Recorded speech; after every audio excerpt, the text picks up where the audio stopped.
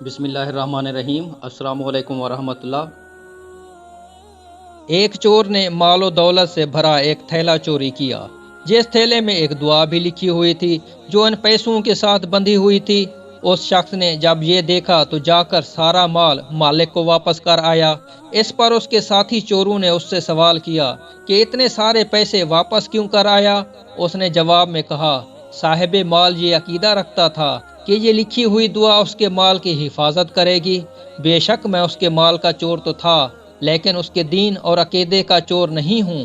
اگر میں یہ پیسے اسے واپس نہ کر آتا تو اس کے عقیدے میں یہ چوری خلل کا باعث بنتی اور اسے اپنے عقیدے اور دین پر شک ہوتا کہ وہ درست بھی ہے یا نہیں۔ اب اگر میں وہ پیسوں سے بھرا تھیلا اپنے پاس رکھتا تو میں نہ صرف اس کی دولت کا چور بن جاتا بلکہ ساتھ میں اس کے دین اور عقیدے کا بھی چور بن جاتا، اور ایسا کام میں چور ہو کر بھی گوارا نہیں کرتا کہ میری وجہ سے کسی کا عقیدہ تباہ ہو۔